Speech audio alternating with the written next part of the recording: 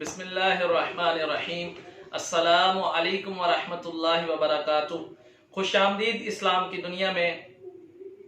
प्यारे आका मोहम्मद मुस्तफ़ा सल्लल्लाहु तआला अलैहि वसल्लम की हदीस है कि इल्म हासिल करना हर मुसलमान मर्द औरत पर फ़र्ज है, लेकिन इसका ये मतलब हरगिज़ नहीं कि आप आलिम फाजिल या मुफ्ती बन जाएं। इसका ये मतलब है कि इतना इल्म हासिल करो कि आपकी रोज़मर्रा ज़िंदगी में जो इस्लाम की बुनियादी बातें हैं आपको उनका इल्म हो। अमूमन देखने में ये आता है कि अक्सर इंसान 3 बच्चों का बाप तो होता है, लेकिन उसे गुस्ल के ठीक से फ़राइज़ नहीं पता होते, गुस्ल का तरीका पता नहीं होता, नमाज के फ़राइज़ नहीं पता होते, वज़ू के फ़राइज़ नहीं पता होते। और आज की इस वीडियो में हम आपको वज़ू के मुकम्मल फ़राइज़ बताएंगे, वज़ू के फ़राइज़, वज़ू की सुन्नतें, वज़ू के वाजिबात, वज़ू के मुस्तहिब बताएंगे। और आज की इस वीडियो को देखने वाला अपनी जिंदगी में कामिल वज़ू को अपना शार बना लेगा। अब अल्लाह ताला पे कामिल यकीन रख के इब्तिदा करते हैं। पहले मैं आपको बता दूं कि वज़ू के 4 फ़राइज़ हैं। पहला, पेशानी के बालों से लेके थोड़ी के नीचे तक चेहरा धोना, एक कान की लो से दूसरे कान की लो तक चेहरा धोना, कोनियों समेत दोनों हाथ धोना, चौथाई सर का मसा करना, टखनों समेत अपने पांव धोना। और अब बात करते हैं सुन्नतों की। नियत करना, बिस्मिल्लाह शरीफ पढ़ना, 3 बार अपने हाथों को कलाइयों तक धोना, 3 बार कुली करना, मसवाक करना। अगर आपके पास मसवाक नहीं है तो आप अपने हाथ की उंगली फेर लें, शहादत वाली उंगली, ताकि आपका मुंह अच्छी तरह साफ हो जाए। 3 बार नाक में पानी चढ़ाना, मुकम्मल सर का मसा करना। फर्ज में यह है कि चौथाई सर का मसा करना, लेकिन सुन्नत में यह है कि मुकम्मल सर का मसा करना। अपनी हाथ की उंगलियों और दाढ़ी का खलाल करना, तरतीब से वजू करना, और इस तरह से वजू करना कि आपका पहला वजू खुश्क ना होने पाए और दूसरा वजू को धो लेना। और याद रहे, अगर सुन्नत छूट भी जाए इससे वजू तो हो जाता है लेकिन सवाब कम मिलता है। मुस्तहिबाते वजू, किबला रुख बैठना, अज़ा को मल कर धोना, दाहिनी तरफ से शुरू करना, बचा हुआ पानी खड़े होकर पी लेना। बचे हुए पानी से मैं आपको एक्सप्लेन कर दूं कि ये मुराद है कि पहले जो लोग थे वो लोटों में वजू किया करते थे, पहले लोटे इस्तेमाल किया जाते थे, तो जो पानी बच जाता था उससे मुराद ये है कि उसे खड़े होकर पी लेना। और अगर आपका मुस्तहिब छूट जाता है तो उससे आपका वजू तो हो जाएगा, लेकिन आपको मुस्तहिब का सवाब जो है नहीं मिलेगा, और मुस्तहिब का जो दर्जा है वो सुन्नत से कम होता है। तो अब चलते हैं मकरूहाते वजू की तरफ। नापाक जगह पर बैठकर वजू करना, पानी का ज्यादा बहाना, सीधे हाथ से नाक साफ करना, सुन्नत की खिलाफ वर्जी करना। अक्सर देखा जाता है कि पानी नल हम स्पीड से खोल देते हैं तो पानी ज्यादा बह जाता है, और इस चीज का बहुत ख्याल करें। और मकरूहाते वजू में शामिल है जोर से छींटे जो हम मारते हैं, ये भी नहीं ठीक। तो ये सारी बातें मकरूहाते वजू में शामिल हैं। तो अब चलते हैं वजू की ज़ाइल की तरफ। वजू किन सूरतों में टूट जाता है, किन बातों से टूट जाता है?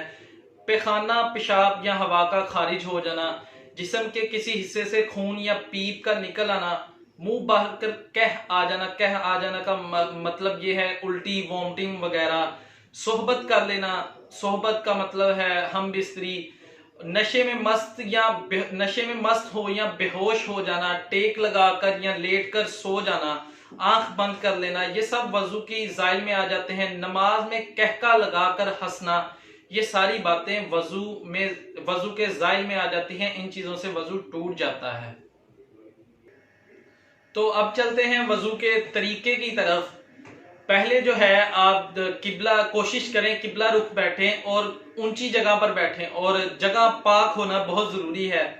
और उसके बाद फिर आप नियत करें, बिस्मिल्लाह शरीफ पढ़ें, और 3 बार कलाइयों तक अपने हाथों को धोएं, अच्छी तरह से धोएं। फिर 3 बार कुली करें, दाएं हाथ में पानी लें और 3 बार कुली करें।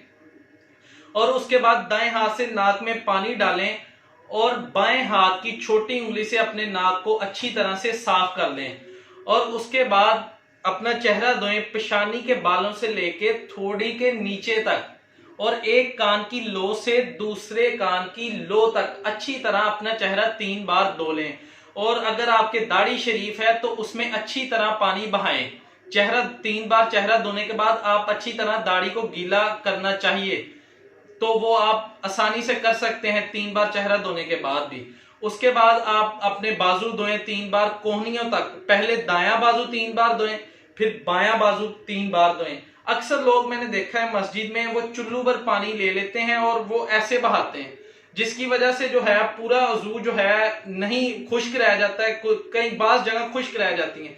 कोशिश करें जब नल खुला हो तो आप अच्छी तरह से पानी सब जगह बहाएं। फिर मुकम्मल सर का मसा करना, फिर मुकम्मल सर का मसा।